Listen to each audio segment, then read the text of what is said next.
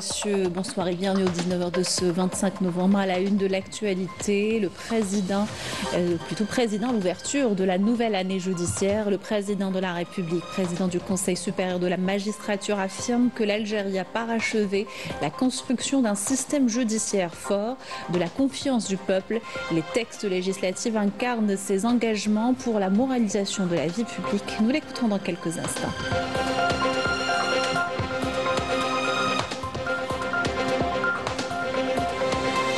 Le ministre délégué auprès du ministre de la Défense nationale, chef d'état-major de l'armée nationale populaire, a été reçu par le vice-premier ministre, ministre de la Défense et ministre de l'Intérieur de l'État du Koweït, au deuxième jour de sa visite officielle dans ce pays.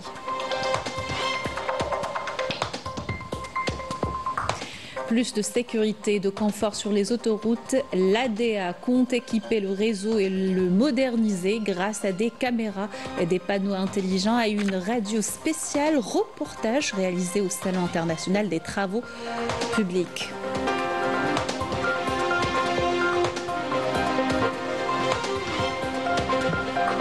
Nouvelle publication de l'UNESCO sur la transformation numérique au sein des systèmes éducatifs maghrébins. Les avancées en Algérie ont été exposées et débattues lors d'une rencontre à Alger où les nombreux accomplissements ont été salués. Les détails tout à l'heure.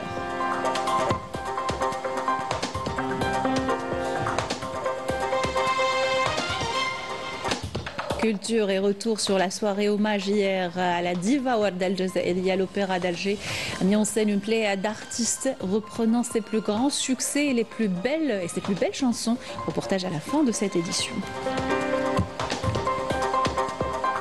Bienvenue à tous, heureuse de vous retrouver. Je vous disais un titre, le président de la République, Ahmed Tebboune, président du Conseil supérieur de la magistrature, a présidé ce lundi au siège de la Cour suprême à Alger l'ouverture de la nouvelle année judiciaire 2024-2025. Le président de la République a été accueilli à son arrivée à la Cour suprême par le ministre de la Justice, garde des Sceaux, Lotfi Boudjemara, et le premier président de la Cour suprême, Tahar Bamouni, ainsi que des membres de la Cour suprême et du Conseil d'État.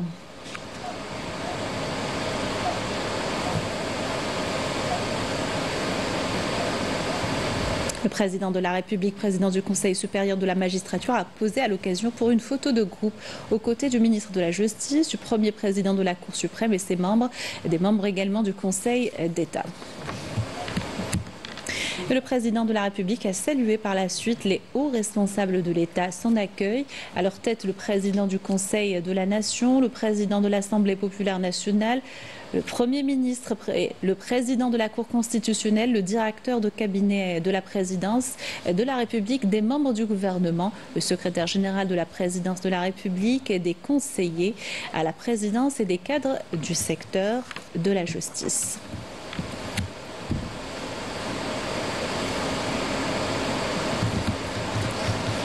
La cérémonie d'ouverture a été marquée par l'allocution du président de la République dans laquelle il a exposé les grandes étapes que l'Algérie a franchies ces dernières années dans le domaine de la réforme de la justice et la consécration du principe de l'état de droit.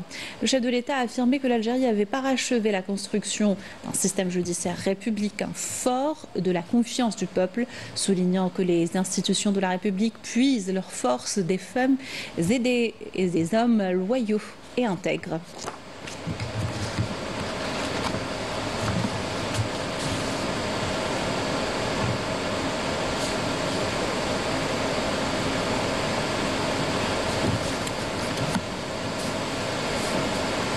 Le président de la République a affirmé que les nouveaux textes législatifs incarnent les engagements qu'il a pris envers le peuple visant à la moralisation de la vie publique, à la lutte acharnée contre la corruption et les dérives, s'engageant à prendre en charge toutes les préoccupations des corps relevant du secteur de la justice. Je vous invite à l'écouter.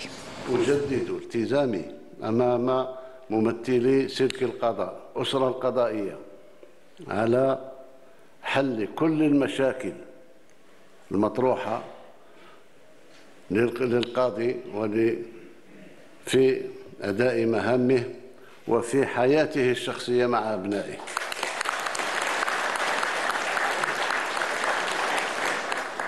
ليتفرغ كليا لممارسة مهنته النبيلة. وأؤكد مرة أخرى أننا سنظل نسير على نفس النهج لتسخير المزيد من الإمكانيات وتوفير كافة الشروط المهنية والاجتماعية للسيدات والسادة القضاة من أجل عدالة مستقلة ونزيهة. Le président de la République a salué l'engagement des corps relevant du secteur de la justice, leur souci du devoir éthique et professionnel, leur conscience de la responsabilité qui leur incombe pour faire prévaloir la loi. Je vous propose de l'écouter. أشير بأن في ظرف صعب مرت به البلاد كانت فيه العصابة من خلال أبواقها في الداخل وفي الخارج تسمم الأوضاع تأثيراً على المسيرين النزهاء في هذه البلاد. وصل بهم الحد إلى القول لو تمضي أي وثيقة ستجد نفسك في الحراش.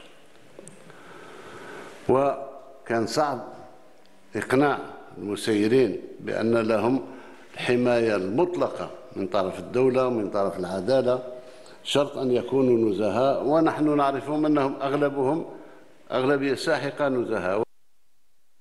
Le président de la République a affirmé que les cadres de l'État et les dirigeants étaient protégés par la loi en cas d'erreur. On l'écoute. خذيت قرار ومنشور رئاسي لتفسير بعض الأوضاع أن الموظف والمسير له الحق في الغلطة مثل ما نقولوا الإدارية وسوء تقدير بعض الأمور، ولكن شرط أن لا يستفيد لا هو ولا محيطه ولا أصدقائه ولا أي كان من هذا الخطأ التسييري، فله الحماية كاملة. Le chef de l'État a affirmé que l'appel de l'Algérie avait été entendu aujourd'hui par les personnes intègres à travers le monde pour qu'il soit mis fin à l'impunité de ceux qui tuent le peuple palestinien. On écoute. من هذا المكان المحترم وأكاد أن أقول مقدس قانونيا كان فيه نداء لكل النزهاء والشرفاء في العالم استغاثة للشعب الأعزل في غزة في فلسطين.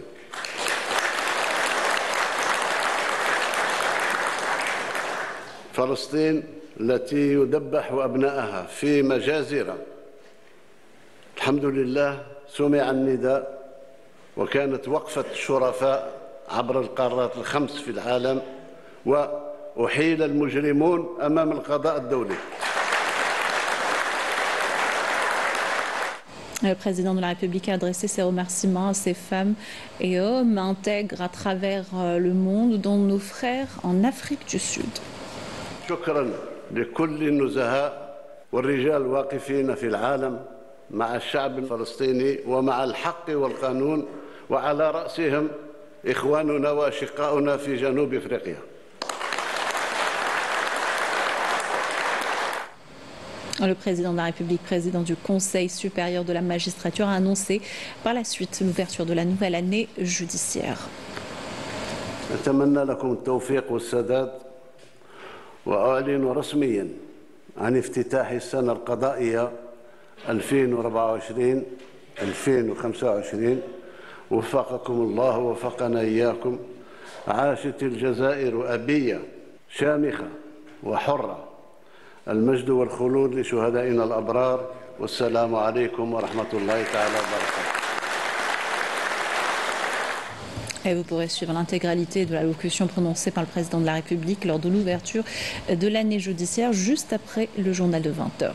Et lors de son allocution, le ministre de la Justice, garde des Sceaux, Lotfi Boudjama, a salué les efforts fournis par le président de la République pour développer le secteur de la justice et qui reflètent l'intérêt que le chef de l'État accorde au secteur judiciaire et son rôle central dans la préservation de la paix sociale. Je vous invite à l'écouter. وأنتهز سانحة هذا الاحتفاء Je saisis cette occasion pour vous adresser, Monsieur le Président de la République, l'expression de mes sincères remerciements et ma profonde gratitude pour tout l'intérêt accordé au secteur de la justice. Cela témoigne de votre conviction de l'importance du rôle pivot de la justice dans l'édification sociale. Les personnels du corps judiciaire apprécient hautement cet intérêt noble et confirment leur ferme détermination à consentir tous les efforts pour s'acquitter de la responsabilité historique qui leur incombe et préserver ce legs à même d'instaurer la stabilité au sein de la société. De son côté, le premier président de la Cour suprême, Tahar Mamouni, a mis en avant l'importance qu'accorde le président de la République, président du Conseil supérieur de la magistrature, à ce secteur sensible et son tenant ses engagements. On l'écoute.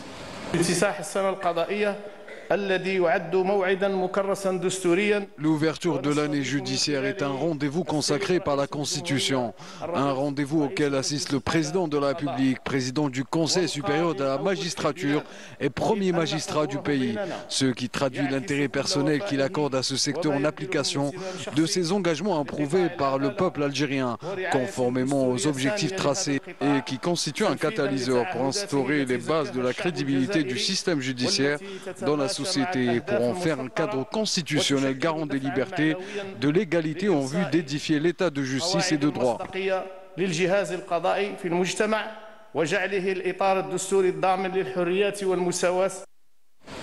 Voilà pour l'ouverture de l'année judiciaire. Coopération militaire à présent, deuxième jour de sa visite officielle à l'État du Koweït. Le général d'armée Saïd Chingliha, ministre délégué auprès du ministre de la Défense nationale, chef d'état-major de l'ANP, a été reçu par Cheikh Fahd Youssef Saoud Al-Sabah, vice-premier ministre, ministre de la Défense et ministre de l'Intérieur de l'État du Koweït. Walid Yossi pour les détails.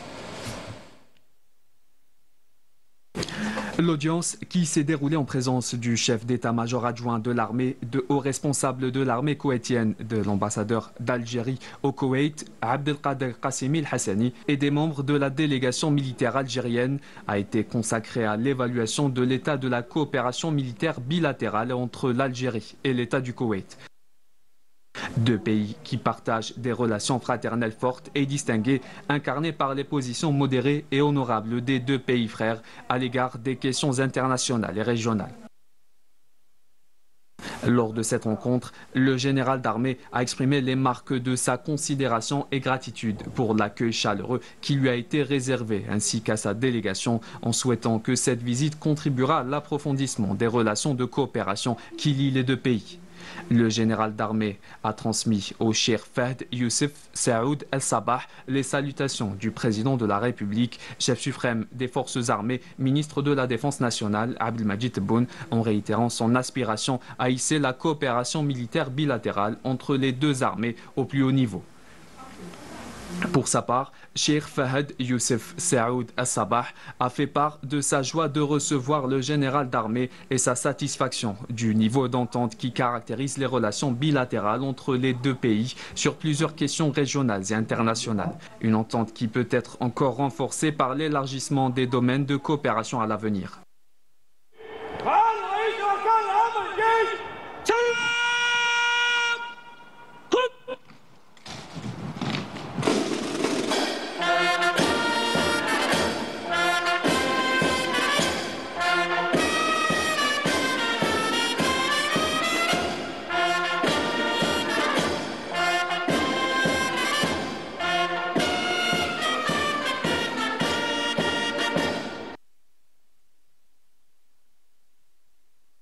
Le général d'armée Saïd Chingliha, ministre délégué auprès du ministre de la Défense nationale, chef d'état-major de l'armée nationale populaire, s'est également entretenu avec le chef d'état-major adjoint de l'armée koweïtienne, le général-major pilote Cheikh Sabah Jabar Al-Ahmed Al-Sabah. Au cours de cette rencontre, qui s'est déroulée en présence de hauts responsables des deux pays, les deux parties ont évoqué les relations militaires bilatérales entre les deux pays et les moyens de les renforcer dans une perspective d'avenir qui tient compte des intérêts des deux peuples frères. À cette occasion, le général d'armée a prononcé une allocution au terme de laquelle il a salué l'accueil exceptionnel qui lui a été réservé ainsi qu'à sa délégation par les autorités koweïtiennes, en soulignant la densité des relations entre les deux pays frères et la disposition de l'armée nationale populaire à asseoir un partenariat solide et durable avec les frères de l'État du Koweït.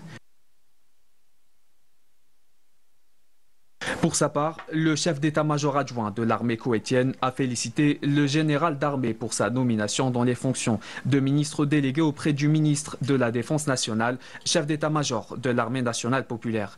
Par ailleurs, il a exprimé sa satisfaction du niveau d'entente qui caractérise les relations de coopération militaire bilatérale entre les deux pays, qui pourraient être renforcées davantage à la faveur de cette visite, et ce, avant de remercier le général d'armée d'avoir honoré cette invitation.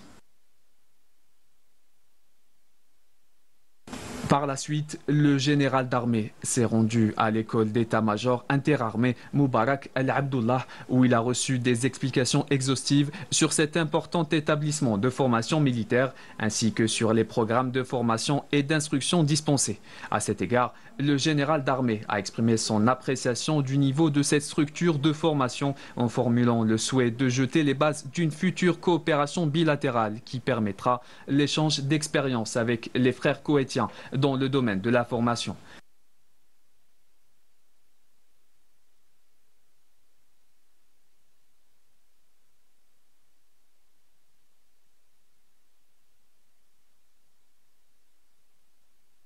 Au siège du ministère koweïtien de la Défense, le général d'armée a eu un entretien avec le secrétaire général du ministère de la Défense, Cheikh Dr Abdullah Mash'al As-Sabah, au cours duquel les deux parties ont évoqué les relations bilatérales distinguées qu'entretiennent les deux pays et les moyens de les renforcer dans une démarche prospective qui tient compte des intérêts des deux peuples frères et des relations historiques et fraternelles qui les unissent.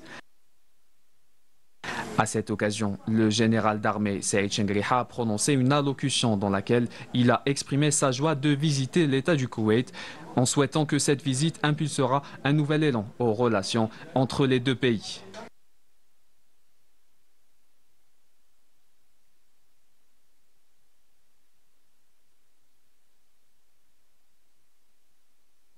Dans l'actualité également, le ministre d'État, ministre des Affaires étrangères, de la communauté nationale étrangère et des Affaires africaines, Ahmed Attaf, a reçu ce lundi une délégation de la Commission de la sécurité nationale et de la politique étrangère du Conseil de la Choura islamique iranien, conduite par son président Ibrahim Azizi. La réunion a permis d'évoquer l'état des relations fraternelles et plusieurs questions internationales et régionales d'intérêt commun. Vers une modernisation du réseau autoroutier, il s'agit de l'équiper prochainement par de moyens améliorant la sécurité et le confort des usagers. L'Algérienne des autoroutes, comme ses partenaires, est présente au Salon international des travaux publics et elle expose sa stratégie. Les détails par Naïm Alouali. Moderniser la gestion et l'exploitation du réseau routier est le nouvel objectif de l'Algérienne des autoroutes qui a présenté quelques-uns de ses équipements dernier cri au Salon international des travaux publics. Équipement ultra-moderne, prestations optimales, l'Algérienne des autoroutes met les bouchées doubles pour le confort et la sécurité des usagers. Il y aura les caméras de vidéosurveillance, il y aura aussi donc les panneaux à messages variables, c'est des grands panneaux qu'on les trouve le long de l'autoroute Est-Ouest. Aussi, il y a tout ce qui est la radio FM. Donc c'est une radio dédiée à l'autoroute sur la 107.7. Donc on va informer l'usager, on va l'accompagner durant son trajet. Aussi on va trouver donc d'autres équipements comme les stations de recueil de trafic. Donc ils vont nous donner certaines informations sur le trafic, sur le flux, tout ça. Et par la suite on va donc envoyer des messages à travers la FM. Au niveau des tunnels autoroutiers qui sont équipés de caméras de détection automatique d'incidents, c'est-à-dire dès qu'il y a un obstacle, c'est la caméra qui le détecte et qui signale automatiquement aux opérateurs qui sont des jeunes Algériens formés par des experts étrangers au domaine d'exploitation et gestion des tunnels, et aussi à travers tout un système qui permettra aussi de maîtriser les incendies, les accidents à l'intérieur du tunnel. Nous, on fait le contrôle et suivi des travaux, donc ce sont des ingénieurs. On fait le contrôle de la qualité des matériaux, la qualité des travaux, l'avancement des travaux, le rythme, l'organisation de l'entreprise, c'est la work supervision. Plusieurs sociétés chinoises sont présentes à ce salon, notamment la CRCC, qui est experte en chemin de fer et qui finalise sur 575 km la ligne Béchar-Rajbilet, tout en proposant sur maquette un ouvrage de train aérien pour nos villes.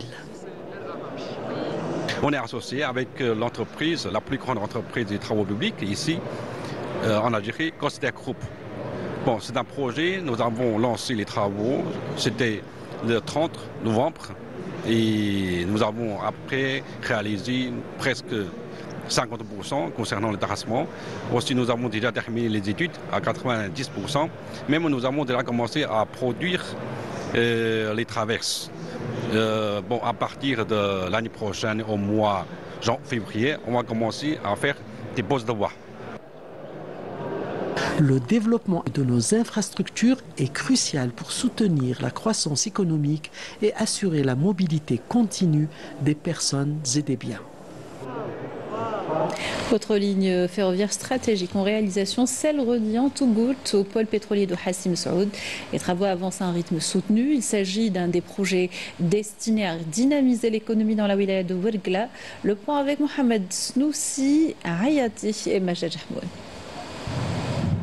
Les travaux de la ligne ferroviaire reliant Tougourt à Hassim Saoud avancent à grands pas. Ce projet, qui s'étend sur 150 km à travers les étendues désertiques, fait partie du grand projet de la boucle ferroviaire sud-est qui englobe des lignes principales déversant les wilayas de Larwat, Ghardaya, Ouergla, Tougourt et El Oued.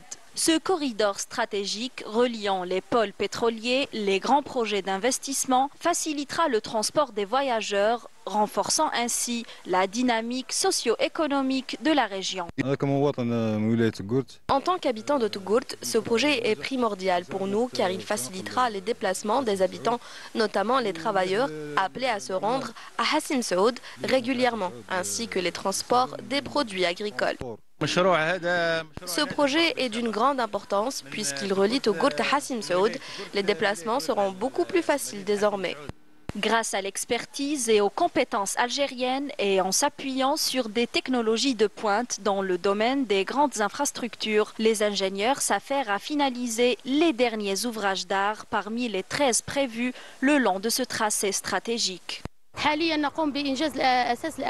Nous sommes actuellement en train de finaliser les dernières fondations de ce projet où la ligne ferroviaire croise les pipelines pétroliers de la Sonatrach. Ce projet est entièrement réalisé par des entreprises algériennes avec des compétences locales issues de toutes les régions du pays, en particulier de la région concernée. Ce chantier est d'une importance stratégique et nous mettons les bouchées doubles pour accélérer le rythme des travaux afin de le livrer dans les délais contractuels. Le taux d'avancement du projet est d'environ 75%. Il sera donc bientôt livré. Ce projet revêt une grande importance, notamment en ce qui concerne la transportation des marchandises en direction du pôle pétrolier.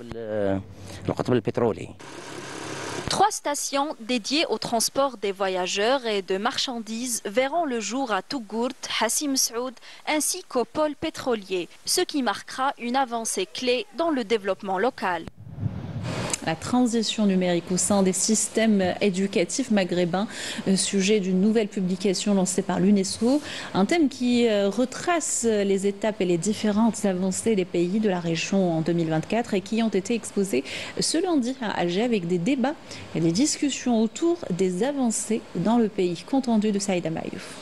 Titre de chenille à papillon, l'UNESCO lance une nouvelle publication annuelle se focalisant sur la transformation numérique au sein des systèmes éducatifs dans la région du Maghreb. Le but étant renforcer l'outil digital et faciliter les partenariats. C'est dire que l'éducation numérique déploie ses ailes au Maghreb. L'éducation est un monde compliqué et bien sûr tout le monde se sent concerné par l'éducation, mais cette année nous avons souhaité focaliser sur la transformation numérique. Transformation numérique parce que tous les systèmes éducatifs à travers le monde sont en train de s'adapter à un monde nouveau et massivement d'investir dans la transformation numérique. Et justement, il y a beaucoup de recommandations dans notre rapport, mais l'une d'elles est qu'il faut véritablement essayer de considérer ceci comme non seulement un défi technique, mais un défi qui comprend beaucoup d'aspects différents. Ce rapport est lancé dans les 5 pays de la région pour la première fois. L'année prochaine, nous regarderons aussi une autre dimension liée au système éducatif. Dans un monde de plus en plus numérisé, l'accès à l'Internet n'est plus un élément juste essentiel, mais plutôt une nécessité absolue pour être au diapason des avancées accomplies de par le monde. À ce propos, le secteur de l'éducation nationale œuvre inlassablement à relever ce défi à travers tout le territoire national.